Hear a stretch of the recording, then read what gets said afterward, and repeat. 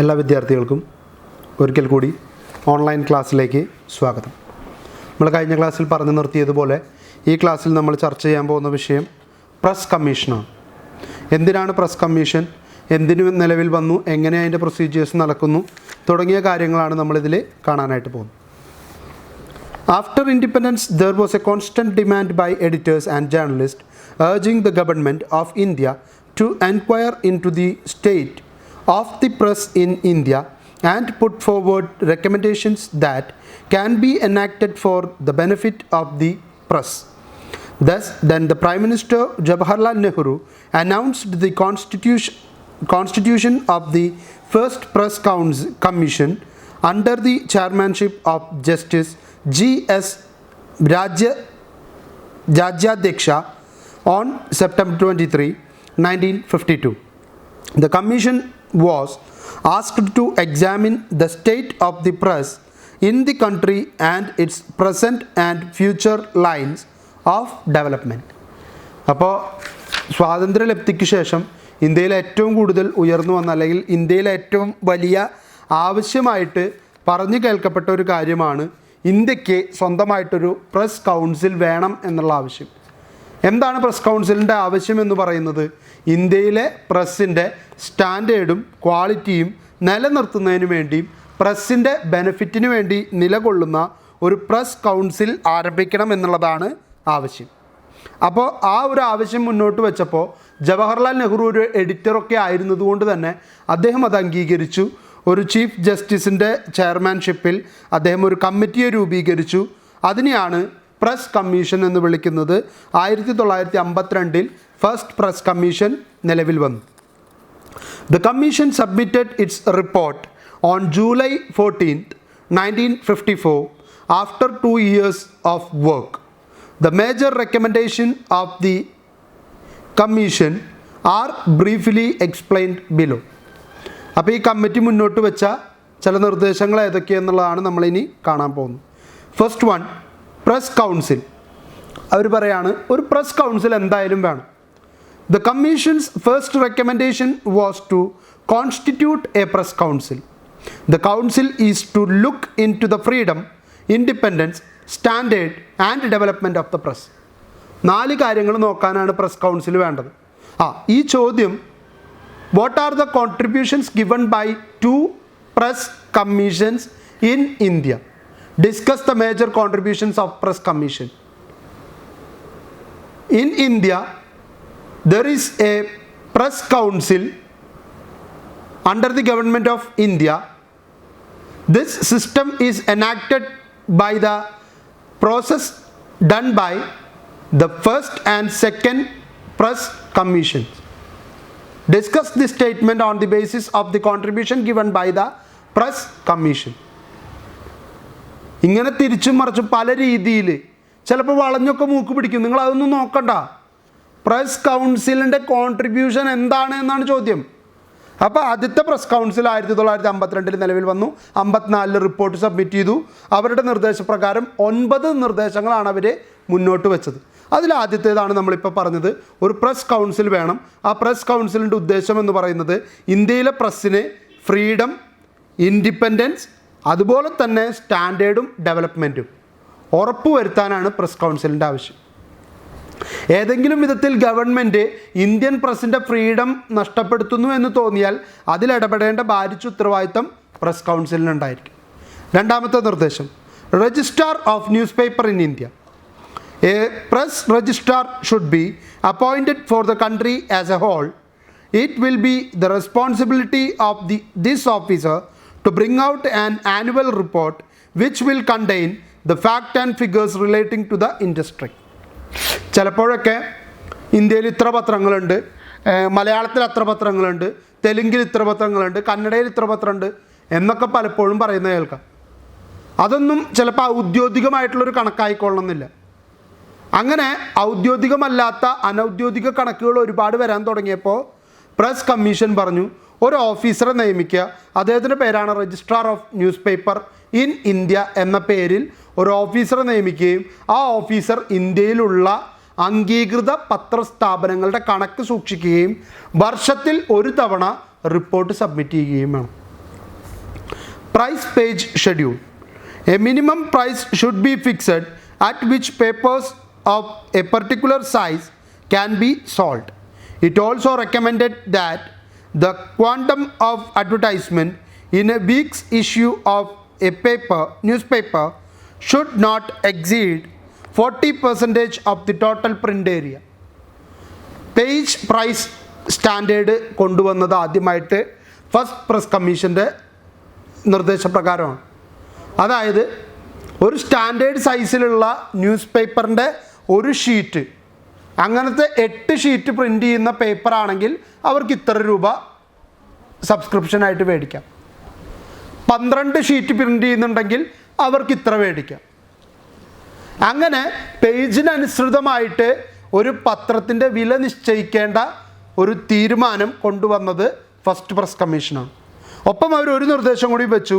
ഒരു പത്രം ഒരാഴ്ച പ്രിൻ്റ് ചെയ്യുന്ന ടോട്ടൽ പ്രിൻ്റ് ഏരിയയുടെ 40% പരസ്യത്തിന് വേണ്ടി മാറ്റിവെക്കാൻ പാടുള്ളൂ. 60% ന്യൂസായിരിക്കണം. Advertising council.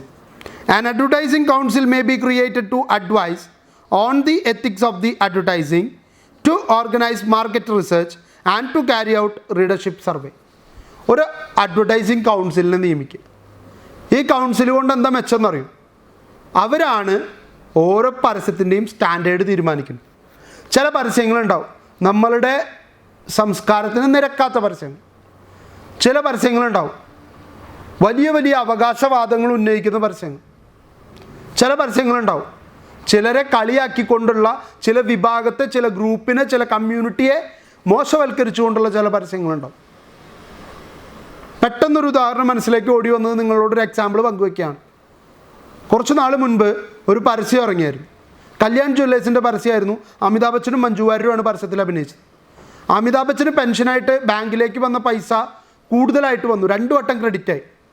അത് തിരിച്ചു കൊടുക്കാനായിട്ട് ബാങ്കിലേക്ക് ചെല്ലുമ്പോൾ, മാനേജറെ കാണാൻ ചെല്ലുമ്പോൾ ആദ്യം ഒരു ക്ലർക്കിൻ്റെ അടുത്ത് ചെല്ലും. അവിടെ ഭയങ്കര തിരക്കാവും.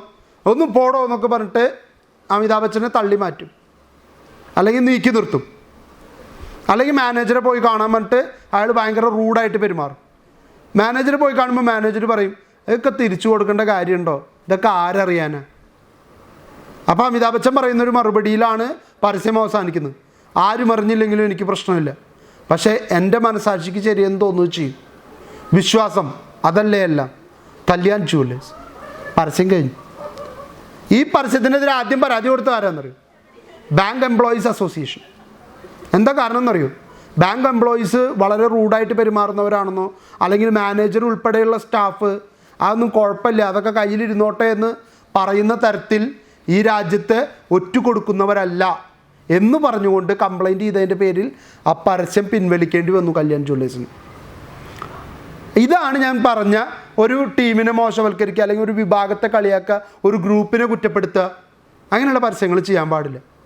അത് നിയന്ത്രിക്കാനാണ് ഇവിടെ ഒരു അഡ്വർടൈസിംഗ് സ്റ്റാൻഡേർഡ് കൗൺസിൽ എന്ന പേരിൽ ഒരു കമ്മിറ്റിയെ രൂപീകരിച്ചിട്ടുള്ളത്. അത് 2ാമത്തെ പ്രസ് കമ്മീഷൻ്റെ നിർദ്ദേശമാണ്. ഇവർ ഒരു അഡ്വർടൈസിംഗ് കൗൺസിൽ വേണമെന്നുള്ളൊരു ആവശ്യം മുന്നോട്ട് വെച്ച്. Next, news print. Apart from increasing the manufacture of newsprint, the State Trading Corporation should acquire indigenous newsprint and sell it along with the imported newsprint at equated price. അപ്പോൾ news printing സ്ഥാപനങ്ങൾ കൂടാൻ തുടങ്ങിയപ്പോൾ printing പ്രസ്സിൻ്റെ ഒരു എന്താ പറയുക, നമ്മളുടെ നാട്ടിലുണ്ടാക്കുന്ന news പ്രിൻറ്റുകൾ ഇല്ലാതാവാനായിട്ട് തുടങ്ങിയപ്പോൾ ആ ന്യൂസ് പ്രിൻറ്റുകളുടെ നമ്മുടെ നാട്ടിലുണ്ടാക്കുന്നതിൻ്റെ വിൽപ്പന കൂട്ടുന്നതിൻ്റെ ഭാഗമായിട്ട് നമ്മുടെ നാട്ടിലുണ്ടാക്കിയ ന്യൂസ് പ്രിൻറ്റുകൾ മേടിക്കുന്നതിന് വേണ്ടിയിട്ട് മറ്റുള്ളവരുമായിട്ട് കമ്പയർ ചെയ്ത് കഴിഞ്ഞാൽ ഏകദേശം സെയിമായിട്ട് വരുന്ന പ്രൈസ് ലിസ്റ്റിൽ നമ്മളുടെ പ്രിൻറ്റിംഗ് പ്രസ്സുകൾ വിൽക്കാനുള്ളൊരു തീരുമാനത്തിലേക്ക് കൊണ്ടുവന്നു. നമ്മളുടെ സെൽഫ് പ്രൊമോഷന് വേണ്ടിയിട്ടാണ്. നമ്മുടെ നാട്ടിലുണ്ടാക്കുന്ന ന്യൂസ് പ്രിൻറ്റ് മേടിക്കാതെ ആൾക്കാർ ഹൈലി ടെക്നോളജിക്കൽ അഡ്വാൻസ്ഡ് ആയിട്ടുള്ള പുറത്തുനിന്നുള്ള ന്യൂസ് പ്രിൻറ്റുകൾ വരുത്തി കഴിഞ്ഞാൽ നമ്മളുടെ നാട്ടിലെ ന്യൂസ് പ്രിൻ്റ് ഉണ്ടാക്കുന്നവരുടെ പ്രിൻ്റർ ചിലവാവില്ല. അപ്പം അതിന് വേണ്ടിയിട്ടാണ് ആ പ്രൈസിലേക്ക് ഒരു സബ്സിഡി കൊടുത്ത് അവരെ ഉയർത്തി കൊണ്ടുവരണം എന്നുള്ളൊരു ആവശ്യം മുന്നോട്ട് വെച്ചത്. Then news agency. There should be should not be state-owned or state-controlled news agencies. The government should give no assistance to the news agencies in order to ensure their independent operation. സ്റ്റേറ്റിൻ്റെ കീഴിൽ വേണ്ട news agency ഉണ്ടെങ്കിൽ അത് സ്വതന്ത്രമായിരിക്കണം. അല്ലാതെ state provide ചെയ്യുന്ന വാർത്തകൾ മാത്രം government provide ചെയ്യുന്നത് മാത്രം കൊടുക്കാനാണെങ്കിൽ അതിനെ ന്യൂസ് ഏജൻസീസ് എന്ന് വിളിക്കേണ്ട കാര്യമില്ല, സ്റ്റേറ്റിൻ്റെ പത്രം എന്ന് വിളിച്ചാൽ മതി. അപ്പോൾ ആ ഒരു രീതിക്ക് മാറ്റം കൊണ്ടുവരണം എന്നുള്ളത് കൊണ്ടാണ് അവരങ്ങനെ ഒരു നിർദ്ദേശം മുന്നോട്ട് വെച്ചത്. Government advertisements. With regard to the allocation of the government advertisement there should not be any discrimination between newspapers merely on the ground of their political and communal background. നമ്മുടെ പാർട്ടിയുടെ പത്രം അല്ലെങ്കിൽ നമ്മുടെ പാർട്ടിക്ക് ഇഷ്ടപ്പെട്ട കാര്യങ്ങൾ മാത്രം പ്രിൻ്റ് ചെയ്യുന്നതിൻ്റെ ഭാഗമായിട്ട് ഒരു കാരണവശാലും ഗവൺമെൻറ് പോളിസികളെക്കുറിച്ചുള്ള ഗവൺമെൻറ് അഡ്വർടൈസ്മെൻറ്റുകൾ കൊടുക്കാതിരിക്കാൻ പാടില്ല. ഗവൺമെൻറ് മനോരമയോട് പറയാണ്, നാളെ 100 ദിന കർമ്മ പദ്ധതി എന്ന പേരിൽ ഗവൺമെൻറ് ആരംഭിക്കാൻ പോകുന്ന പദ്ധതിയുടെ ഫോട്ടോ ഇടണം, പരസ്യം കൊടുക്കണം. മനോരമ പറയാണ്, സോറി, ഞങ്ങൾ ഇടതുപക്ഷത്തിനെതിരാണ്, ഞങ്ങളുടെ പത്രം വലതുപക്ഷ ചായ്വുള്ളതാണ്, ഞങ്ങൾക്ക് പരസ്യം കൊടുക്കാൻ പറ്റില്ല. നടക്കില്ലേ? അങ്ങനെ മനോരമ പറഞ്ഞുകൊണ്ട് ചെയ്യാതിരിക്കാൻ പറ്റില്ല. സെൻട്രൽ ഗവൺമെൻറ് പറയാണ്, നമ്മളൊരു വിമാനത്താവളം, കണ്ണൂർ വിമാനത്താവളം നടപ്പിലാക്കുകയാണ്, അതിൻ്റെ പരസ്യം കൊടുക്കണം, നരേന്ദ്രമോദിയുടെ ഫോട്ടോ വെച്ച് പരസ്യം കൊടുക്കണം. മനോരമ പറയുന്നു, സോറി, ഞങ്ങൾ BJP വിരുദ്ധതയാണ് പ്രചരിപ്പിക്കുന്നത്, ഞങ്ങൾക്ക് ഈ പരസ്യം കൊടുക്കാൻ പറ്റില്ല. പറ്റില്ല. ഗവൺമെൻറ് പരസ്യമാണോ കൊടുത്തിരിക്കണം. Declaration of ownership. The complete statement of the names of proprietors and responsible executives of the newspaper should be published periodically. Monopolies. Declaration of ownership. പത്രത്തിൽ നിർബന്ധമായിട്ടും ആരുടെ ഓണർഷിപ്പിലുള്ള പത്രമാണ് അല്ലെങ്കിൽ ഏത് മാനേജ്മെൻറ്റിനാണ് ഇതിൻ്റെ പൂർണ്ണ ഉത്തരവാദിത്തം എന്നുള്ളത് വളരെ ക്ലിയറായിട്ട് പ്രിൻ്റ് ചെയ്തിരിക്കണം. Monopolies. Diversity of opinion should be promoted in the interest of free discussion of public affairs. The press registrar should bring to the notice of the press council if any monopolies arise in the newspaper industry. ഒരു കാരണവശാലും ഇതൊരു ഏകാധിപത്യ സംരംഭമായിട്ട് മാറാൻ പാടില്ല. News എന്ന് പറയുന്നത് ആർക്കും പ്രചരിപ്പിക്കാൻ കഴിയുന്ന, ആർക്ക് വേണമെങ്കിലും സ്വതന്ത്രമായിട്ട് മറ്റുള്ളവരുമായിട്ട് വിനിമയം ചെയ്യാൻ കഴിയുന്ന ഒന്നായിരിക്കണം. അല്ലാതെ ഒരു ചെറിയ വിഭാഗത്തിന് മാത്രം, മനോരമ മാത്രമേ പത്രം പ്രസിദ്ധീകരിക്കാൻ പാടുള്ളൂ, മാതൃഭൂമി മാത്രമേ പ്രസിദ്ധീകരിക്കാൻ പാടുള്ളൂ, അത് പാടില്ല. അങ്ങനെ ഒരു മൊണോപ്പൊളി ഇവിടെ ക്രിയേറ്റ് ചെയ്യപ്പെട്ടാൽ അത് ഉടനെ കണ്ടെത്തി അതില്ലാതാക്കേണ്ടതിൻ്റെ നടപടികൾ സ്വീകരിക്കണം. അങ്ങനെ 9 പ്രധാനപ്പെട്ട നിർദ്ദേശങ്ങളാണ് press commission, first press commission ഗവൺമെൻറ്റിന് മുൻപിൽ വെച്ചത്. Second press commission. Miss Indira Gandhi, the then Prime Minister, constituted a 10-member commission in 1980 under the chairmanship of Justice K.K. Mathew. The commission placed its report before the Parliament on November 5th, 1982. ഇവരും 2 വർഷത്തെ പഠനം തന്നെയാണ് നടത്തിയത്. The major recommendations are the following. ഇവരുടെ വിലപ്പെട്ട നിർദ്ദേശങ്ങൾ ഏതൊക്കെയെന്ന് നമുക്കൊന്ന് നോക്കാം. First one, MRTP Act and the press. The commission recommended that Monopolies and Restrictive Trade Practice Act of 1969 should be made applicable to the newspaper industry. The commission held that there is no justification for exempting the newspaper industry from the provision of the act. അപ്പോൾ ഒരു തരത്തിലുള്ള monopoly create അത് നേരത്തെ കമ്മിറ്റിയിലുണ്ടായിരുന്നതാണ്. പക്ഷേ ഇവരതൊരു ആക്റ്റായിട്ട് കൊണ്ടുവന്നു. Restrictive trade പ്രാക്ടീസും ആൻഡ് മൊണോപ്പൊളി ആക്ട് എന്ന പേരിൽ 1969 ഒരു നിയമം പാസ്സാക്കുകയും അതുവഴി ന്യൂസ് പേപ്പർ ഇൻഡസ്ട്രിയിൽ മൊണോപ്പൊളി ഉണ്ടാവാതിരിക്കാൻ വേണ്ട നടപടികൾ സ്വീകരിക്കുകയും ചെയ്തു. Delinking the press from other business concerns. അതൊരു വല്ലാത്ത തീരുമാനം തന്നെയായിരുന്നു. പക്ഷെ പൂർണ്ണമായിട്ടും പ്രാവർത്തികമാക്കാൻ കഴിഞ്ഞില്ല. പത്രം നടത്തുന്നവർ മറ്റ് സ്ഥാപനങ്ങൾ കൈകാര്യം ചെയ്യാതിരിക്കുക. കാരണം പത്രം എന്ന് പറയുന്നത് ഒരു ആശയം ജനങ്ങളിലേക്ക് എത്തിക്കാനുള്ളതാണ്. അപ്പോൾ നമുക്ക് വേറെ പ്രവർത്തനങ്ങളുണ്ടെങ്കിൽ നമ്മൾ നമ്മളുടെ പ്രവർത്തനങ്ങളെ ജനങ്ങളുടെ മുൻപിൽ ഗ്ലോറിഫൈ ചെയ്ത് കാണിക്കും.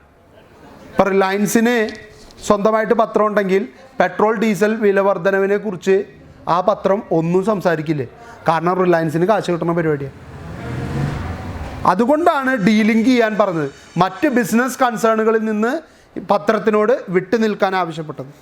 Majority of the members of the commission felt that it was necessary to insulate the press from the dominating influence of other business concerns. മറ്റ് ബിസിനസ് കൺസേണുകളിൽ പത്രസ്ഥാപനങ്ങളുടെ മുതലാളിമാരുണ്ടെങ്കിൽ അവരോട് അതിൽ നിന്ന് വിട്ടുനിൽക്കാൻ ആവശ്യപ്പെട്ടു. ന്യൂസ് ടു അഡ്വർടൈസ്മെൻറ്റ് റേഷ്യോ, അതും നല്ലൊരു മികച്ച തീരുമാനമായിരുന്നു.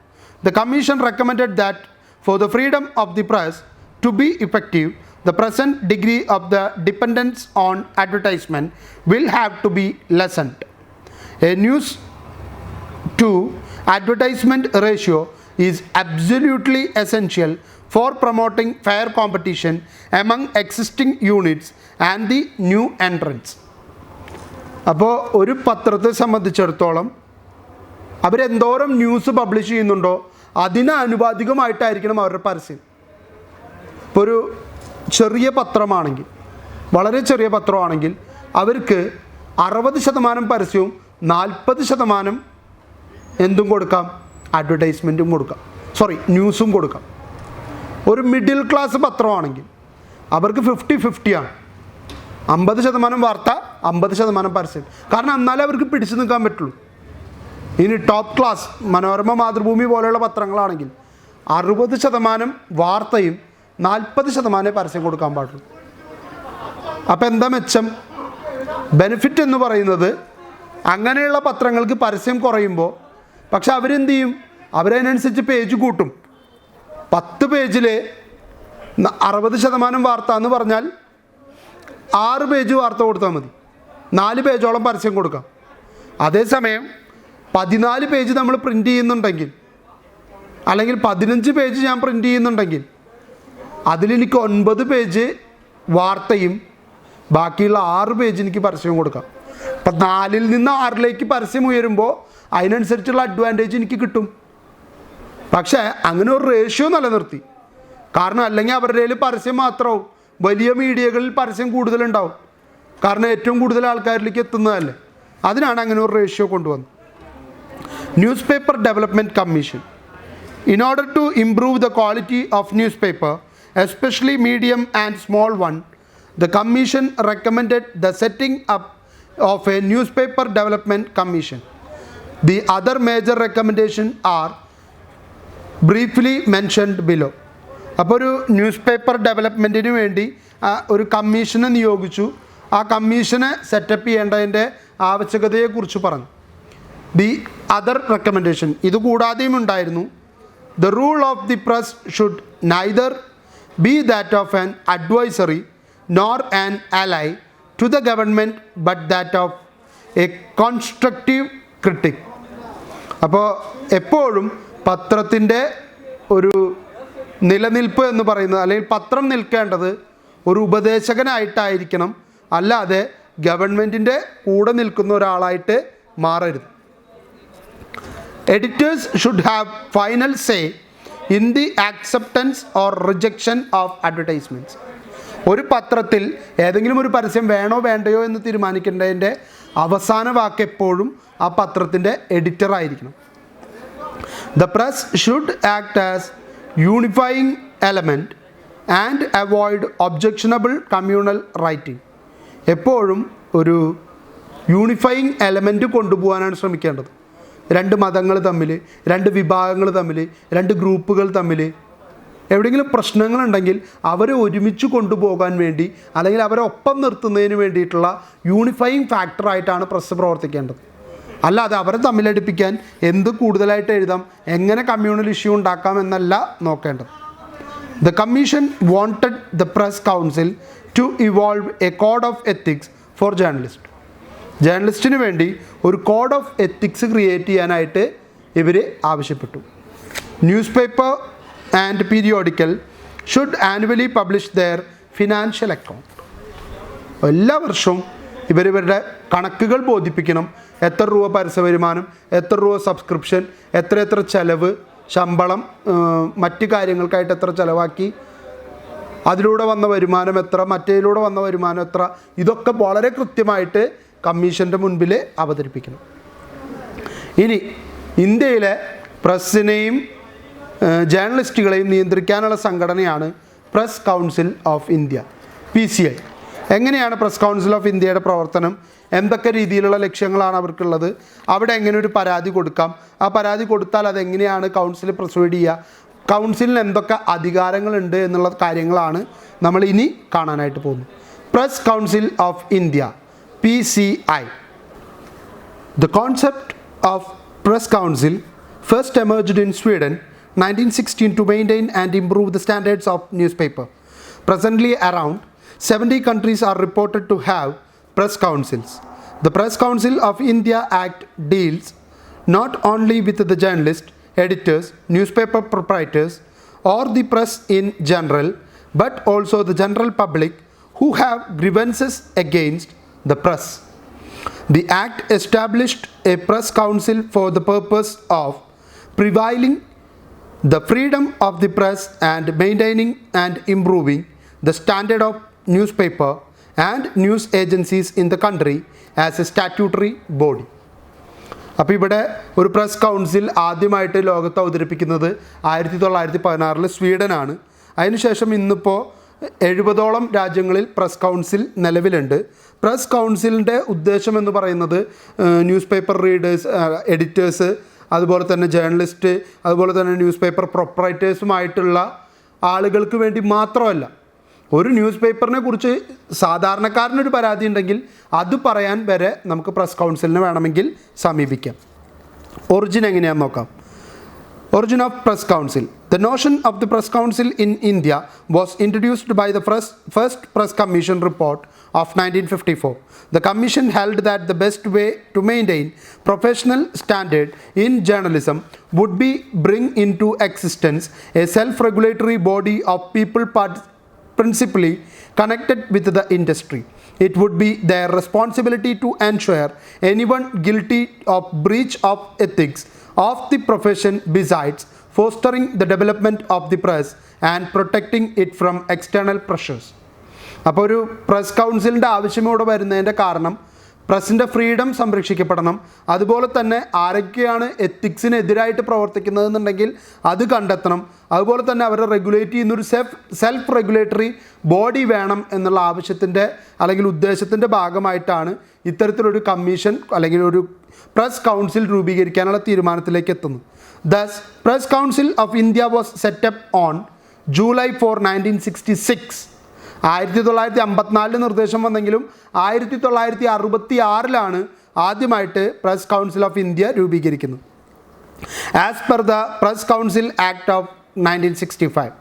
Later, a second press council came into existence on October 1st, 1970 with a wider range of function, jurisdiction, authority and power. However, on December 8, 1975, during the emergency era, it was abolished through a presidential ordinance. 1966 ആദ്യത്തെ press council നിലവിൽ വന്നു. പക്ഷെ അതിന് അധികം അധികാരങ്ങളോ പദവികളോ ഒന്നും ഉണ്ടായിരുന്നില്ല. അതുകൊണ്ട് 1970 പുതിയൊരു പ്രസ് കൗൺസിലിനെ രൂപീകരിച്ച് അതിന് കൂടുതൽ അധികാരങ്ങളും കൂടുതൽ നിർദ്ദേശങ്ങളും കൂടുതൽ അധികാര പരിധിയുള്ള ഒരു കൗൺസിലാക്കി അതിനെ മാറ്റി. പക്ഷേ 1975 ഇതിനെ പുറത്താക്കി, കാരണം നാഷണൽ എമർജൻസി പ്രഖ്യാപിച്ചു. After the emergency period, the Janata government introduced the Press Council Bill in 1977. It was presented by the Minister of Information and Broadcasting, L.K. Advani, in Rajya Sabha. This bill was adopted by the Parliament in 1978. 1975 national emergency, അന്ന് press കൗൺസിലിനെ പുറത്താക്കി. 77 പുതിയ government വന്നപ്പോൾ വീണ്ടും press കൗൺസിലിനെ കൊണ്ടുവന്നു. അപ്പോൾ മൂന്നാമത്തെ press കൗൺസിലായി. അത് 78 നിയമമായി പ്രസ് കൗൺസിൽ നിലവിൽ വന്നു. The Press Council's norm and journalistic conduct was framed in August 1996 under an activist chairman, Justice P.B. Sawant. Justice Chandramouli Kumar Prasad is the chairperson of the PCI as of 2015. 2015 പ്രകാരം ചന്ദ്രമൗലി കുമാർ പ്രസാദ് ആണ് ഇപ്പോൾ PCIയുടെ പ്രസിഡൻ്റായിട്ട് ചെയർപേഴ്സണായിട്ട് നിലനിൽക്കുന്നത്. അദ്ദേഹം തന്നെയാണ് ഇപ്പോഴും തുടർന്നുകൊണ്ടിരിക്കുന്നത്. 1996 PB സാവന്തിൻ്റെ നേതൃത്വത്തിൽ journalist ചെയ്യേണ്ട കാര്യങ്ങൾ കോഡ് ഓഫ് കണ്ടക്റ്റ് അവർ രൂപീകരിച്ചു. ഒബ്ജക്റ്റീവ് ഓഫ് ദ കൗൺസിൽ, ഈ കൗൺസിലിൻ്റെ ലക്ഷ്യങ്ങൾ എന്തൊക്കെ? To maintain the independence of newspaper and news agency, to build up a code of conduct for the press, to encourage a sense of responsibility, to express its opinion when issues are referred to it by the government, to maintain and improve the standard of newspaper and news agency. ഇതുവരെ പറഞ്ഞ നിർദ്ദേശങ്ങളൊക്കെ തന്നെ പ്രാവർത്തികമാക്കലാണ് ഒബ്ജക്റ്റീവായിട്ട് കൊടുത്തിരിക്കുന്നത്. ഒന്ന്, news paper ഏജൻസിയുടെ independence കാത്തു സൂക്ഷിക്കുക news പേപ്പേഴ്സിൻ്റെ. 2, അവർക്ക് വേണ്ട ഒരു കോഡ് ഓഫ് കണ്ടക്റ്റ് ക്രിയേറ്റ് ചെയ്യുക. 3, റെസ്പോൺസിബിളാക്കി മാറ്റുക. 4, അവർക്ക് ഗവൺമെൻറ് ഏതെങ്കിലും തരത്തിലുള്ള കാര്യങ്ങൾ ജനങ്ങളുടെ മുൻപിൽ അവതരിപ്പിക്കേണ്ടി വന്നാൽ അത് തുറന്നു കാണിക്കാനുള്ള വേദിയാക്കുക. 5, maintain and improve news paper agency and news papers standard നിലനിർത്താനായിട്ട് അവർക്ക് വേണ്ട നിർദ്ദേശങ്ങൾ കൊടുത്ത് അവരെ സഹായിക്കുക. ഈ പ്രസ് കൗൺസിൽ ഓഫ് ഇന്ത്യ ചോദ്യം വരാറുണ്ട്. 5 മാർക്കിനാണ് വരാറ്. What are the objectives and what are the provisions under PCI എന്നുള്ളൊരു ചോദ്യം ചിലപ്പോഴൊക്കെ പരീക്ഷയ്ക്ക് കാണാറുണ്ട്. Composition of press council. The PCI is a body of corporate having perpetual succession. It consist of a chairperson and 28 other members. അപ്പോൾ ആകെ മൊത്തം 29 പേര്. The chairperson is by convention a retired judge of the supreme court of India and is nominated by a committee consisting of the chairman of Rajya Sabha, speaker of the Lok Sabha and a person elected amongst themselves by the 28 members of the council. അപ്പോൾ ഈ കൗൺസിലിൻ്റെ ഒരു രൂപഘടനയാണ് പറയുന്നത്. 29 പേരാണ് ഉണ്ടാവുക. അതിൽ 28 ആളും ഒരു ചെയർപേഴ്സണും. ഈ ചെയർപേഴ്സണെ തിരഞ്ഞെടുക്കുന്നത് എങ്ങനെയാണെന്ന് വെച്ച് കഴിഞ്ഞാൽ ഈ 28 ആളും പെർപെച്വൽ സക്സഷനാണ്. കാലാവധി പൂർത്തിയാക്കിയാൽ അവർ മാറും, പുതിയ ആൾക്കാർ നോമിനേറ്റ് ചെയ്യപ്പെടും. ആരും എലക്ട് ചെയ്യപ്പെടുന്ന ആൾക്കാരല്ല. അപ്പോൾ ഈ 28 പേരിൽ നിന്നാണ് ആരെ തിരഞ്ഞെടുക്കേണ്ടത്? ഒരു 28 ആൾ കൂടിയിട്ടാണ് ഒരാളെ തിരഞ്ഞെടുക്കേണ്ടത് ചെയർപേഴ്സണായിട്ട്. അപ്പോൾ ആ ചെയർപേഴ്സണെ നിയമിക്കാനുള്ള സംഘടനയിൽ 3 പേരംഗങ്ങളാണ്. ഒന്ന് ലോക്സഭാ സ്പീക്കർ, ഒന്ന് രാജ്യസഭാ സ്പീക്കർ, പിന്നെ ഈ 28 പേരിൽ നിന്ന് ഒരാൾ. അങ്ങനെ 3 പേര് കൂടിയിട്ട് ആരായിരിക്കണം അപ്പോഴത്തെ ചെയർപേഴ്സൺ എന്ന് തീരുമാനിക്കും. അതിലും ഒരു നിയമം ബാക്കിയുണ്ട്. ഏതെങ്കിലും ഒരു സുപ്രീം കോടതിയിൽ നിന്ന് റിട്ടയർഡ് ആയിട്ടുള്ള ചീഫ് ജസ്റ്റിസ് ആയിരിക്കണം ഈ അധികാരത്തിൽ ഇരിക്കേണ്ടത്. 13 members are to be elected from among the working journalists. Out of 6 are to be the editors and 6 were proprietors of newspapers. Each from small, medium, big are also elected. 1 member is nominated from the news agency. അപ്പോൾ ഈ 28 മെമ്പേഴ്സിനെ തിരഞ്ഞെടുക്കുന്നതിനും രീതികളുണ്ട്. 13 പേരെ elect ചെയ്യുകയാണ് ചെയ്യുക. എങ്ങനെയാണെന്ന് വെച്ച് കഴിഞ്ഞാൽ 6 പേര് ന്യൂസ് പേപ്പർ എഡിറ്റേഴ്സ് ആയിരിക്കും, 6 പേര് ന്യൂസ് പേപ്പർ പ്രൊപ്പറേറ്റേഴ്സ് ആയിരിക്കും. പ്രൊപ്പറേറ്റേഴ്സ് മീൻസ് മുതലാളിമാരായിരിക്കും. ഒരാൾ ന്യൂസ് ഏജൻസിയിൽ നിന്നായിരിക്കും. ഈ 6 പേരിൽ തന്നെ പിന്നെയും ഡിവിഷൻ ഉണ്ട്. 2 പേര് സ്മോൾ ഇൻഡസ്ട്രിയിൽ നിന്നായിരിക്കണം, 2 പേര് മീഡിയം ഇൻഡസ്ട്രിയിൽ നിന്നായിരിക്കണം, 2 പേര് ടോപ്പ് ഇൻഡസ്ട്രിയിൽ നിന്നായിരിക്കണം. 1 member is nominated from the news agency. അത് പറഞ്ഞു. അപ്പോൾ 13 പേരായി. The UGC, bar council and സാഹിത്യ അക്കാഡമി സെൻഡ് 1 member ഈച്ച്. 3 പേരെ 3 സംഘടനയിൽ നിന്നായിട്ട് തിരഞ്ഞെടുക്കും. UGC എന്ന് പറഞ്ഞാൽ യൂണിവേഴ്സിറ്റി ഗ്രാൻഡ് കമ്മീഷനാണ്. ബാർ കൗൺസിൽ വക്കീലന്മാരുടെ സംഘടനയാണ്. ദെൻ സാഹിത്യ അക്കാഡമി നമുക്കറിയാവുന്ന പോലെ ലിറ്ററേച്ചറുമായിട്ട് ബന്ധപ്പെട്ട് കിടക്കുന്ന ഒരു ഇൻസ്റ്റിറ്റ്യൂഷനാണ്. അവർക്കും ഒരാളെ അയക്കാം. 5 members from members of parliament, 3 from Lok Sabha and 2 from Rajya Sabha. 5 പേരെ പാർലമെൻറ്റിൽ നിന്ന് അയക്കും. അപ്പോൾ ഈ 5 പേർക്ക് എന്താ മെച്ചം എന്ന് വെച്ച് കഴിഞ്ഞാൽ 3 പേര് ലോക്സഭയിൽ നിന്നായിരിക്കും, 3 പേര് രാജ്യസഭയിൽ നിന്നായിരിക്കും. Are also nominated. The PCI chairman and members hold the office for 3 years, but the chairman can continue till 6 months pending nomination of his successor. 3 വർഷം കഴിയുമ്പോൾ ഇവർ മാറണം, പുതിയ ആൾക്കാർ വരണം. ആണ് ഞാൻ പറഞ്ഞത്, പെർപ്പച്വൽ സക്സഷനാണ്.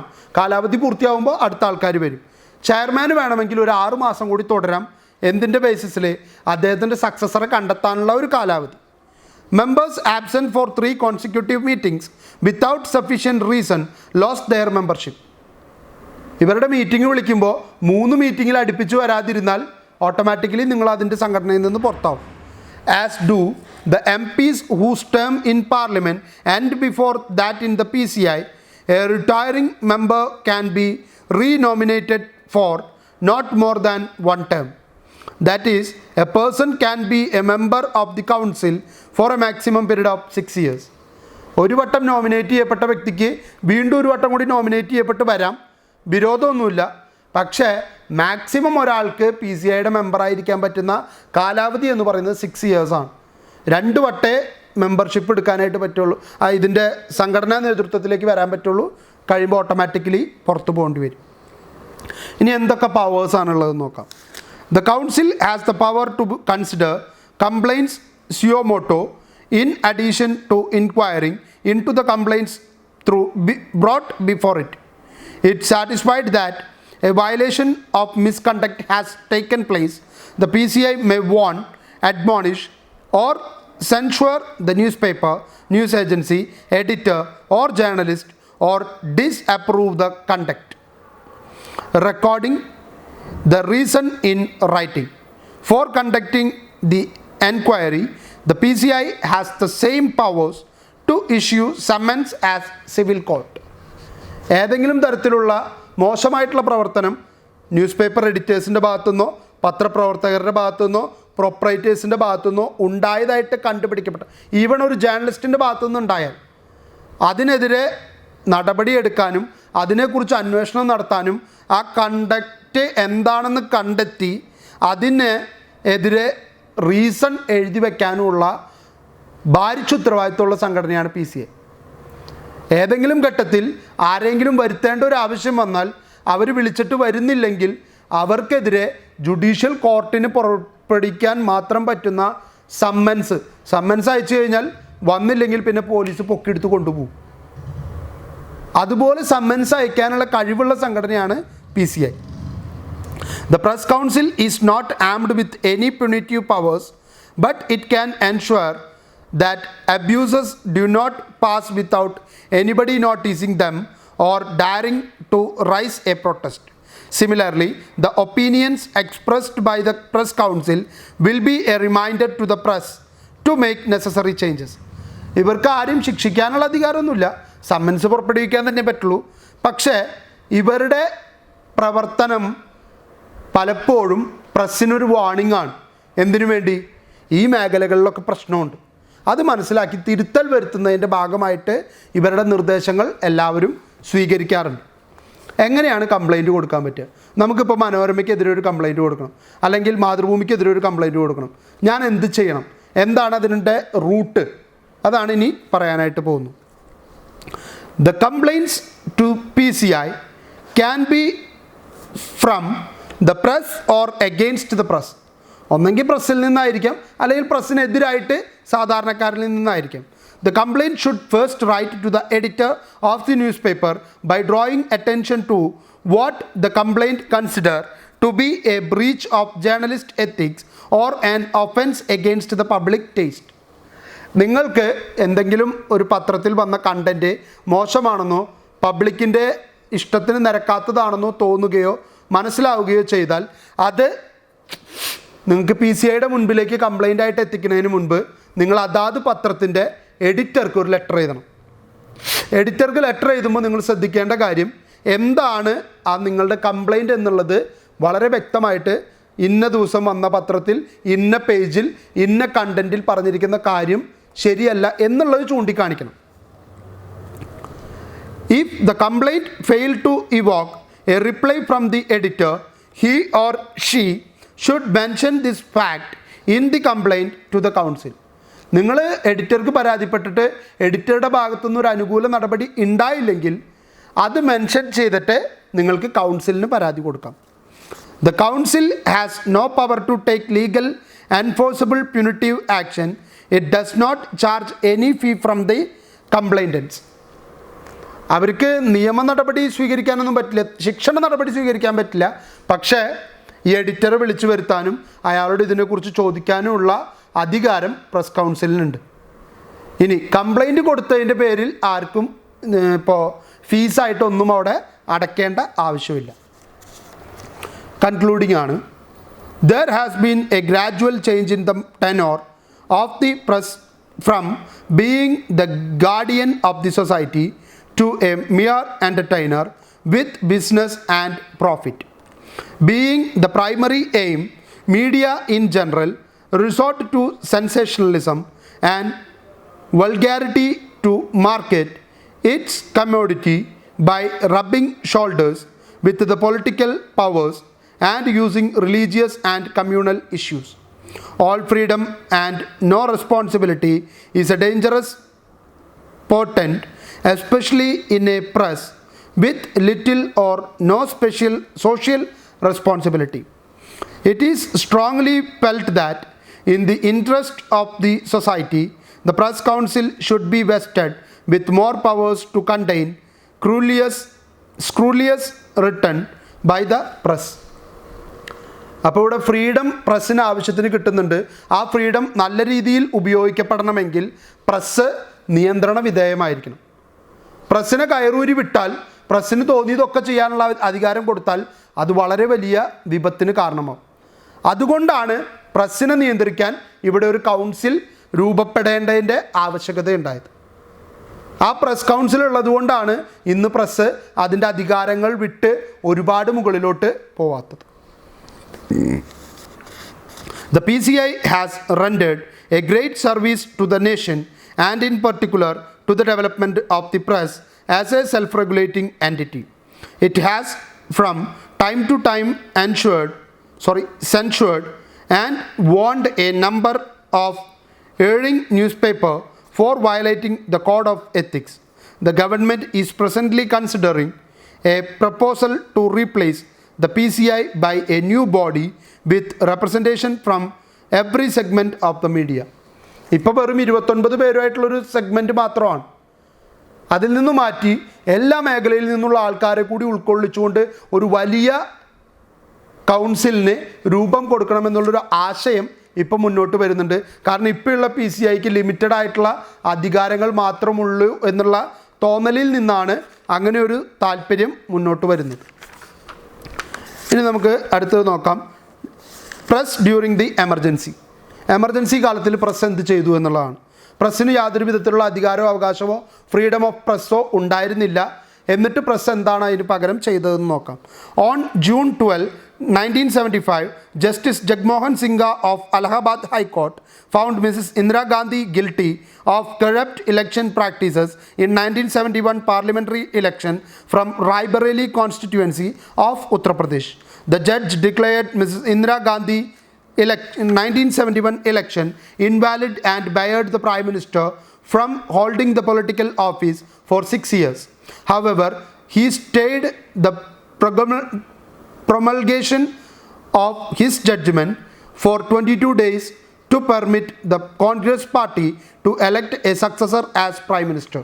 അപ്പോൾ ഇന്ദിരാഗാന്ധി ഒരു തെറ്റ് ചെയ്തതായിട്ട് കണ്ടെത്തുകയും അതിന് മാറ്റിക്കൊണ്ട് ഇന്ദിരാഗാന്ധിയെ 6 വർഷത്തേക്ക് പ്രൈം മിനിസ്റ്റർ പോസ്റ്റിൽ നിന്ന് മാറ്റി നിർത്തണമെന്നൊരു ആവശ്യം പറയുകയും 22 ദിവസം കോൺഗ്രസിന് സമയം കൊടുത്തു പുതിയ prime മിനിസ്റ്ററെ തിരഞ്ഞെടുക്കാനായിട്ട്. On June 22, 1975, Indira Gandhi in order to perpetuate her rule declared emergency. അപ്പോൾ അധികാരം നിലനിർത്തുന്നതിന് വേണ്ടി ഇന്ദിരാഗാന്ധി എന്ത് ചെയ്തു? പുതിയ പ്രൈം മിനിസ്റ്ററെ തിരഞ്ഞെടുക്കുന്നതിന് മുൻപ് രാജ്യത്ത് അടിയന്തരാവസ്ഥ പ്രഖ്യാപിച്ചു. The emergency lasted for 19 months and this period is considered to be the darkest period in the post-independence history. On the same day, her political opponents like Morarji Desai, Jayaprakash Narayan, Rai Narayan, Chandrasekhar, Charan Singh, Ashok Mehta, Pilo Modi and K.R. Malkani were arrested. The same day, government issued the Central Censorship Order and guidelines for the press. അന്നത്തെ പ്രധാനപ്പെട്ട വ്യക്തികളെയൊക്കെ തന്നെ ജയിലിലടയ്ക്കുകയും അന്ന് തന്നെ national emergency പ്രഖ്യാപിക്കുകയും ഇന്ത്യയുടെ കറുത്ത ദിനങ്ങളായിട്ടാണ് ആ 19 മാസം 1975 ജൂൺ മുതൽ 1977 വരെയുള്ള ആ കാലഘട്ടം വളരെ ഇരുണ്ട കാലഘട്ടമായിട്ടാണ് ഇന്ത്യ കണക്കാക്കുന്നത്. കാരണം ആൾക്കാർക്ക് ഭക്ഷണമില്ല, ജോലിയില്ല, ഒന്നും ചെയ്യാൻ സാധിക്കുന്നില്ല. ഗവൺമെൻറ് കൊടുക്കുന്ന അരി മേടിച്ച് അരി വെച്ച് കഴിച്ചാൽ മൂക്ക് ഇങ്ങനെ പൊത്തിപ്പിടിച്ചല്ലാണ്ട് കഴിക്കാൻ പറ്റാത്ത സാഹചര്യം. നിങ്ങളുടെ വീട്ടിൽ മുത്തച്ഛനും മുത്തശ്ശിയൊക്കെ ഉണ്ടെങ്കിൽ അവരോട് ചോദിച്ചാൽ അറിയാനായിട്ട് പറ്റും.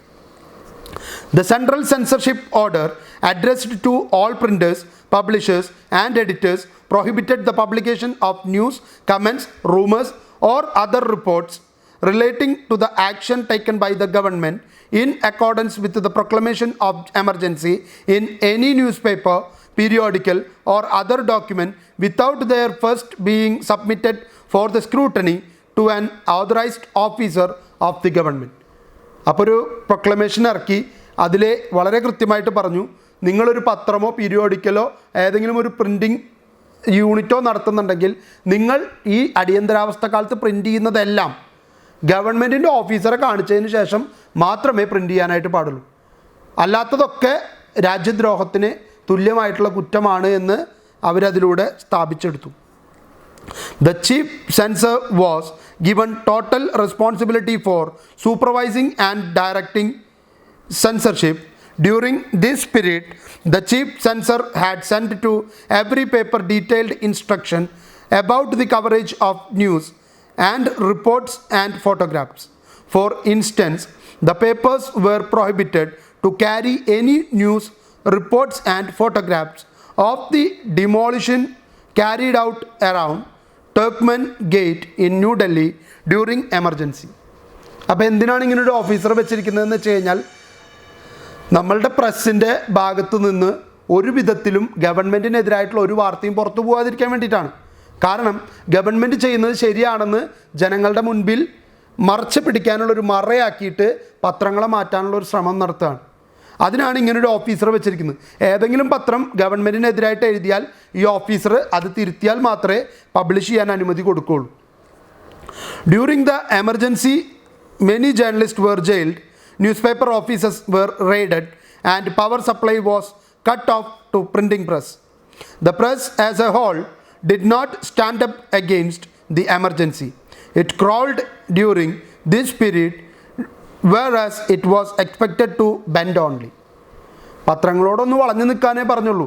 പക്ഷേ LK അദ്വാനി പറഞ്ഞതുപോലെ അവർ നിലത്ത് കിടന്ന് ഇഴയായിരുന്നു. കാരണം ഒരു പത്രവും എമർജൻസിക്ക് എതിരായിട്ട് ഒന്നും പറയാൻ തയ്യാറായില്ല. കാരണം അവർക്ക് അറിയാം, എഡിറ്റർ പിടിച്ച് ജയിലിലിടും, പത്രത്തിൻ്റെ ഓഫീസ് റെയ്ഡ് ചെയ്യും, ചില സമയങ്ങളിൽ പവർ സപ്ലൈ തന്നെ കട്ട് ചെയ്ത് കളയും. പോലീസിന് ഉപയോഗിച്ചിട്ടാണ് ഇതൊക്കെ ചെയ്യുന്നത്.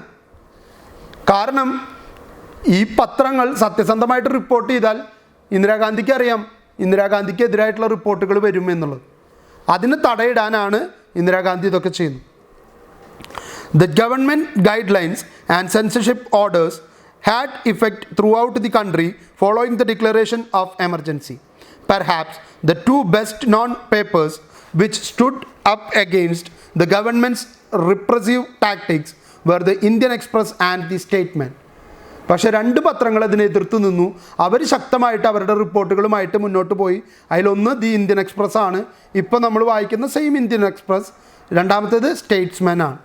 The Indian Express was cool to government pressure to publicize the benefit of the emergency. The government then arrested Kuldeep Nair, Express News Service editor, dissolved the board of directors and appointed a new board of consisting a person approved by the government. അപ്പോൾ അന്നത്തെ അതിൻ്റെ എഡിറ്ററായിരുന്ന കുൽദീപ് നായരെ ജയിലിലടയ്ക്കുകയും അതിൻ്റെ editing കമ്മിറ്റിയെ പൂർണ്ണമായിട്ട് പിരിച്ചുവിട്ട് ഗവൺമെൻറ്റിന് താല്പര്യമുള്ള ഒരു പുതിയ കമ്മിറ്റിയെ ഇന്ത്യൻ എക്സ്പ്രസ്സിൽ നിയമിക്കുകയും ചെയ്തു.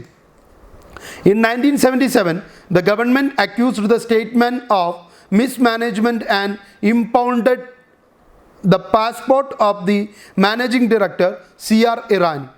The news agency too became the target of attack, and they were merged into the one agency known as Samachar. 2019 marks the 44th anniversary of emergency, the darkest period of Indian democracy. Indian ഡെമോക്രസിയുടെ ഇരുണ്ട യുഗം എന്നറിയപ്പെടുന്ന ആ national എമർജൻസിയുടെ 44-ാം വാർഷികം 2019 നമ്മൾ ആഘോഷിച്ചു കഴിഞ്ഞു. ആഘോഷിക്കുകയല്ല, അനുസ്മരിച്ചു കഴിഞ്ഞു. Anyway, C.R. ഇറാനി എന്ന് പറയുന്ന സ്റ്റേറ്റ്സ്മാൻ്റെ എഡിറ്ററെയും ഇവർ ശക്തമായിട്ട് റിപ്രസീവ് മെഷേഴ്സ് ഉപയോഗിച്ച് തടഞ്ഞു നിർത്താനും അദ്ദേഹം വിദേശി ആയതുകൊണ്ട് അദ്ദേഹത്തിൻ്റെ പാസ്പോർട്ട് വരെ തടഞ്ഞു വയ്ക്കുന്ന അവസ്ഥയിലേക്ക് കാര്യങ്ങൾ കൊണ്ടുപോവുകയും ചെയ്തു. ഇനിയുള്ളത് ഇന്ത്യയിൽ നിലനിൽക്കുന്ന ഒരു അൺഎത്തിക്കൽ പ്രാക്ടീസാണ് പെയ്ഡ് ന്യൂസ്. എന്താണ് പെയ്ഡ് ന്യൂസ് കൊണ്ടുണ്ടാകുന്ന ദോഷങ്ങൾ എന്നുള്ളതാണ് നമ്മളിനി നോക്കാനായിട്ട് പോകുന്നത്. Paid news system and unethical practice was largely reported in the media during the assembly election in Maharashtra in 2009. By this arrangement, politicians pay money to the media houses for favorable coverage of political candidates in the election campaign. ഒരു election നടക്കുമ്പോൾ ആ എലക്ഷനിൽ നിൽക്കുന്ന സ്ഥാനാർത്ഥികൾക്ക് വേണ്ടി നല്ല mileage കിട്ടുന്ന ക്യാമ്പയിനുകൾ ചെയ്യിക്കുക, അതിനുവേണ്ടി പൈസ കൊടുക്കുക. അതാണ് പെയ്ഡ് ന്യൂസ് എന്ന് പറയുന്നത്. നമ്മൾ പൈസ കൊടുത്ത് വാർത്ത ഉണ്ടാക്കുക. വാർത്ത ശരിക്കും സ്വയം ഉണ്ടാവേണ്ടതാണ്, അല്ലാതെ പൈസ കൊടുത്ത് ഞാൻ എൻ്റെ പോസ്റ്റർ, എൻ്റെ തല എപ്പോഴും ടി വിയിൽ വരാൻ വേണ്ടി വാർത്തകൾ ഉണ്ടാക്കുകയല്ല വേണ്ടത്. പക്ഷെ അങ്ങനെ ഒരു അൺഎത്തിക്കൽ പ്രാക്ടീസ് 2009 മഹാരാഷ്ട്രയിൽ നടന്നു എന്നാണ് പറയുന്നത്. അത് ഇപ്പോഴും തുടർന്നുകൊണ്ടിരിക്കുന്നു, പല സംസ്ഥാനങ്ങളിൽ പല രൂപത്തിൽ. Failure on the part of the candidates to pay money can result in the blackout of his or her political campaign in the media. ആരാണോ പൈസ കൊടുക്കാത്ത കാൻഡിഡേറ്റ്, അയാളുടെ വാർത്തകളോ അയാളെക്കുറിച്ചുള്ളതൊന്നും മീഡിയയിൽ വരാത്തൊരവസ്ഥ. Millions of rupees have been reportedly paid to media houses for paid news. The readers of the media were cheated with the consent of greedy media houses. ഇങ്ങനെ media house പൈസ മേടിച്ചിട്ട് ഇത് ചെയ്യുമ്പോൾ ഇതിൽ ചതിക്കപ്പെടുന്നത് അല്ലെങ്കിൽ വഞ്ചിതരാകുന്നത് ആരാണ്? സാധാരണക്കാരനായ വായനക്കാരനാണ്. അയാൾക്കറിയില്ല ഇത് പൈസ കൊടുത്തിട്ട് എഴുതിക്കുന്നതാണെന്നൊന്നും. അയാൾ ഇതൊക്കെ സത്യമാണെന്ന് വിചാരിച്ച് അവർക്ക് വേണ്ടി വോട്ട് ചെയ്യാൻ പോകും. Paid news undermines the basic principle of journalism. It adulterates news, abandoning the separation between news and advertisement. The Press Council of India defines paid news as any news or analysis appearing in any media for a price in cash or kind as consideration. അപ്പോൾ ഇതുകൊണ്ടുള്ള ദോഷം എന്താണെന്ന് വെച്ച് കഴിഞ്ഞാൽ ഏതാണ് വാർത്ത, ഏതാണ് advertisement എന്ന് ജനങ്ങൾക്ക് തിരിച്ചറിയാൻ പറ്റില്ല. കാരണം വാർത്തയാണെന്ന് വിചാരിച്ച് ഇവർ പൈസ മേടിച്ചിട്ട് ഓരോ പൊളിറ്റീഷ്യൻസിനെ ഗ്ലോറിഫൈ ചെയ്യാനും ഓരോ പാർട്ടികൾ ഉയർത്തി കാണിക്കാനൊക്കെ ശ്രമിക്കുകയാണ്. അപ്പോൾ പ്രസ് കൗൺസിൽ ഓഫ് ഇന്ത്യ പറയുന്നു എന്താണ് പെയ്ഡ് ന്യൂസ് എന്നവർ ഡിഫൈൻ ചെയ്യാണ്. Any news or analysis appearing in any media. എങ്ങനെ? For a price in cash or in kind. ഇപ്പോൾ കൈൻഡായിട്ടും കൊടുക്കാമല്ലോ. ഇപ്പോൾ പൈസ ആയിട്ട് തന്നെ എല്ലാവരും കൊടുക്കണമെന്നില്ല. ഞാനൊരാൾക്കൊരു കാറ് മേടിച്ചു കൊടുക്കുകയാണ്, ഒരു ജേർണലിസ്റ്റിന്. എന്നിട്ട് അയാളോട് പറയാം എന്നെക്കുറിച്ച് കുറച്ച് പൊക്കി അടിച്ചോ, ഞാൻ ഇലക്ഷനിൽ നിൽക്കാൻ പോവാണ്. അപ്പോൾ കരുണയുടെ മാലാക അരുൺ ഫ്രാൻസിസ് ഒരു ദിവസത്തെ ലേഖനം, രണ്ടാമത്തെ ദിവസം വീണ്ടും അഗതികളുടെ അശരണരുടെ ആശ്രയം, അഗതികളുടെ ആശ്രയം, അതും അരുൺ ഫ്രാൻസിസ്. തൊഴിലാളി സമൂഹത്തിൽ നിന്ന് ഉയർന്നു വന്ന തൊഴിലാളി നേതാവ് അരുൺ ഫ്രാൻസിസ്. ഇതൊക്കെ വാർത്തയായിട്ട് കൊടുക്കുമ്പോൾ ജനങ്ങൾ വിചാരിക്കും ഇതൊക്കെ ശരിയാണല്ലോ, അരുൺ ഫ്രാൻസിസ് ഇത്ര നല്ലൊരു വ്യക്തിയാണ്. ഞാൻ പൈസ കൊടുത്തിട്ട് അല്ലെങ്കിൽ ഞാൻ കാറ് മേടിച്ചു കൊടുത്തിട്ടാണ് അയാൾ എനിക്ക് വേണ്ടി എഴുതുന്നത്. അത് സാധാരണക്കാരനറിയില്ല. ഇതാണ് പെയ്ഡ് ന്യൂസ് എന്ന് പറയും. Although the Election Commission and Press Council of India have come up with a series of action, paid news still appear in media, especially during the election campaign. PCIയും ഇലക്ഷൻ കമ്മീഷനും ഒക്കെ ഈ paid news സിസ്റ്റത്തിനെതിരെ മുന്നോട്ട് വരുന്നുണ്ട്. എന്നിരുന്നാലും ഇന്നും ഇത് മാറ്റി നിർത്താൻ പറ്റാത്തൊരു സംഭവമായിട്ട് നമ്മളുടെ മീഡിയകളിൽ നിലനിന്നുകൊണ്ടേ ഇരിക്കുന്ന സംഭവമാണ്. ഇനി ഒരു ടോപ്പിക്കും കൂടിയാണ് ഈ ചാപ്റ്ററിൽ ബാക്കിയുള്ളത്, കോർപ്പറൈസേഷൻ ഓഫ് മീഡിയ. മീഡിയകൾ കോർപ്പറേറ്റായി മാറുന്നത് എങ്ങനെ, അതുകൊണ്ടുള്ള ദോഷം എന്തൊക്കെയെന്നുള്ളതാണ് നമ്മളിനി കാണാനായിട്ട് പോകുന്നു. Corporatisation of media. Many of the major media institutions in India were run by companies which had investment in industry and commerce prior to and after independence. However, there was a reasonable editorial independence and presence of independent-minded editors ensured that the media output were of certain standard. The insulation between the media and the owners' business interest were thinning as the decades went by. The trend is definitely towards intense corporatization of the media. ഇന്നത്തെ സമൂഹത്തിൽ നേരിടുന്ന ഏറ്റവും വലിയൊരു പ്രശ്നമാണ് ചില മീഡിയകളെ ചില കോർപ്പറേറ്റുകൾ അടക്കി വെച്ചിരിക്കുകയാണ്. അവർക്ക് സ്വന്തമായിട്ട് ഇൻഡസ്ട്രി ഉണ്ട്, അവർക്ക് സ്വന്തമായിട്ട് പ്ലാന്റേഷൻ ഉണ്ട്, അവർക്ക് സ്വന്തമായിട്ട് പെട്രോളിയം ഉണ്ട്, അവർക്ക് സ്വന്തമായിട്ട് കോൾഖനികളുണ്ട്, അവർക്ക് സ്വന്തമായിട്ട് വിദ്യാഭ്യാസ സ്ഥാപനങ്ങളുണ്ട്, കോളേജുകളുണ്ട്. ഇതൊക്കെ അവരവരുടെ മീഡിയ ഉപയോഗിച്ചുകൊണ്ട് ഗ്ലോറിഫൈ ചെയ്ത് കാണിക്കുകയാണ്, ഞങ്ങളുടെ നല്ലതാണ്. കാരണം അവരുടെ തന്നെ പത്രമാണ്, അവരുടെ തന്നെ മീഡിയയാണ്, അവരുടെ തന്നെ റേഡിയോ ചാനലാണ്. അപ്പോൾ ഇതൊരു വല്ലാത്ത പ്രശ്നമാണ്. കാരണം അവർക്കെതിരായിട്ടുള്ള ഒരു വാർത്തകളും അതിൽ കൊടുക്കില്ല. അതിന് ഏറ്റവും വലിയ ഉദാഹരണമാണ് ന്യൂസ് 18. ന്യൂസ് 18 കേരളമുണ്ട്, തമിഴ്നാടുണ്ട്, കർണാടകയുണ്ട്. ഈ ന്യൂസ് 18 റിലയൻസിൻ്റെ ചാനലാണ്. ഈ റിലയൻസ് ചെയ്യുന്നത് എന്തെങ്കിലും ന്യൂസ് 18 പുറത്തു വിടില്ല. കാരണം അവരുടെ കോർപ്പറേറ്റിന് വിരുദ്ധമായിട്ടുള്ള ഒരു ഐഡിയയും പുറത്തു പോകാൻ അവർ സമ്മതിക്കില്ല. അപ്പോൾ കോർപ്പറൈസേഷൻ ഓഫ് മീഡിയ എപ്പോഴും പരീക്ഷയ്ക്ക് ചോദിക്കുന്ന ചോദ്യമാണ്. കാരണം ഇന്ന് ഏറ്റവും കൂടുതൽ നിലനിൽക്കുന്ന പ്രതിസന്ധിയാണ്. ഇതൊരിക്കലും അനുവദിക്കാൻ പാടില്ലാത്തതാണ്. പത്രപ്രവർത്തനം എന്ന് പറയുന്നത് സ്വതന്ത്രമായിരിക്കണം, നാടിൻ്റെ നന്മയ്ക്ക് വേണ്ടിയിട്ടായിരിക്കണം, ജനങ്ങൾക്ക് വേണ്ടിയിട്ടായിരിക്കണം. അതിനെ മറികടന്നുകൊണ്ട് മീഡിയകൾ സ്വന്തം ഇൻസ്റ്റിറ്റ്യൂഷൻ്റെ താല്പര്യം സംരക്ഷിക്കാൻ, സ്വന്തം ഗ്രൂപ്പിൻ്റെ താല്പര്യം സംരക്ഷിക്കാൻ ശ്രമിച്ചാൽ അതൊരിക്കലും അനുവദിക്കാൻ പാടില്ലാത്തതാണ്.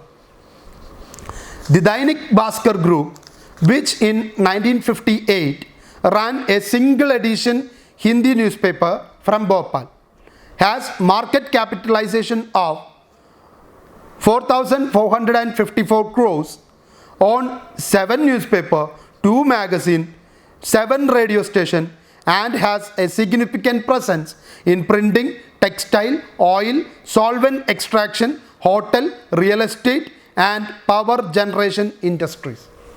1958 ദൈനിക് ഭാസ്കർ എന്ന് പറയുന്ന പ്രസിദ്ധീകരണം ഒരൊറ്റ ഹിന്ദി ന്യൂസ് പേപ്പറുമായിട്ട് തുടങ്ങി.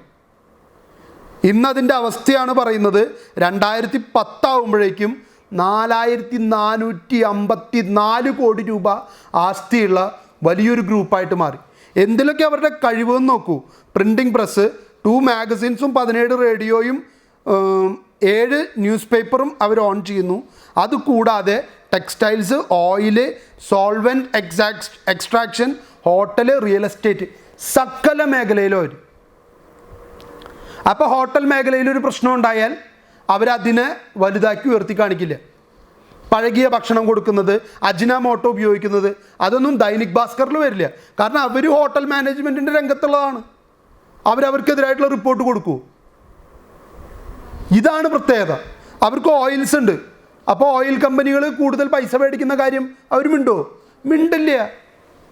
ഇതാണ് കോർപ്പറൈസേഷൻ മീഡിയയിൽ വന്നാലുള്ള കുഴപ്പം. കോർപ്പറേറ്റ് ആയിട്ട് മാറി നിൽക്കട്ടെ, മീഡിയ ആയിട്ട് മാത്രം മാറി നിൽക്കട്ടെ. അത് ഇന്ത്യയിൽ സംഭവിക്കുന്നില്ല. ഇനിയുണ്ട് ഇഷ്ടംപോലെ ഉദാഹരണങ്ങൾ.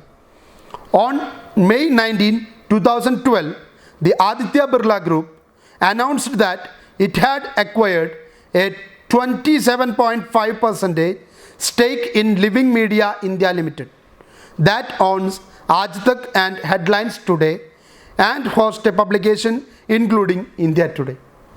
India Today ഉൾപ്പെടെയുള്ള പബ്ലിക്കേഷൻ നടപ്പിലാക്കുന്ന ലിവിങ് മീഡിയ ഇന്ത്യ ലിമിറ്റഡ് എന്ന് പറയുന്ന കമ്പനിയുടെ 27% ആദിത്യ ബിർള ഗ്രൂപ്പിൻ്റെ കയ്യിലാണ്. അപ്പോൾ ബിർള സിമെൻറ്റ്, ആദിത്യ ബിർള തന്നെ നടത്തുന്ന ഐഡിയ കേട്ടിട്ടില്ലേ?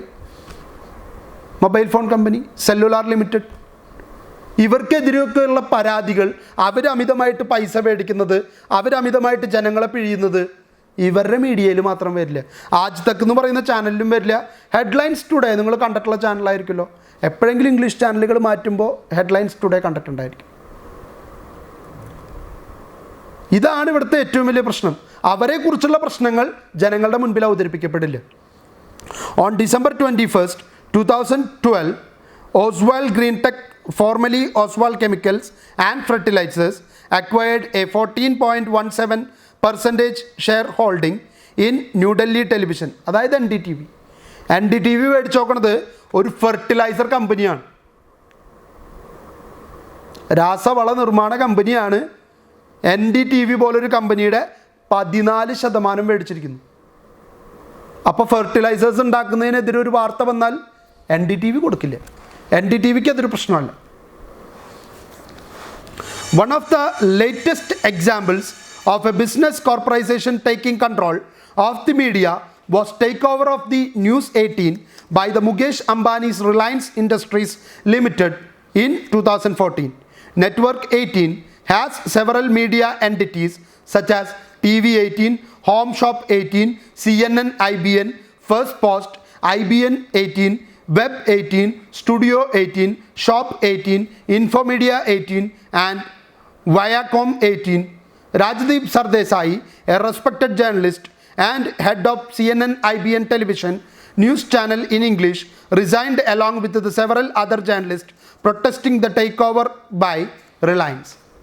റിലയൻസ് ന്യൂസ് 18 എന്ന് പറയുന്ന, നെറ്റ്വർക്ക് 18 എന്ന് പറയുന്ന വലിയൊരു മീഡിയ കമ്പനിയെ അങ്ങനെ തന്നെ മേടിക്കുകയാണ്.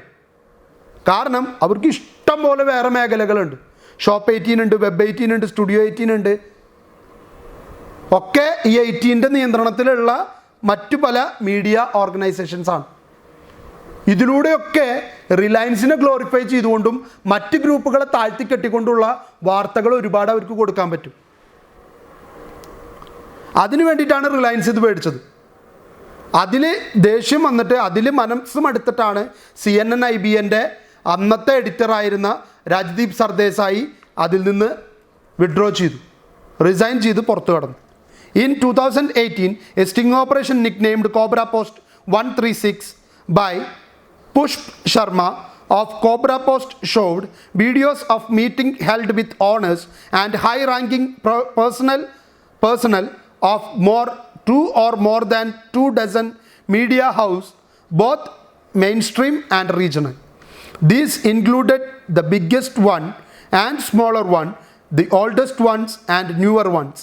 Invariably, almost all of agreed to publish or telecast communally and politically motivated and misleading information as a campaign in return for payments.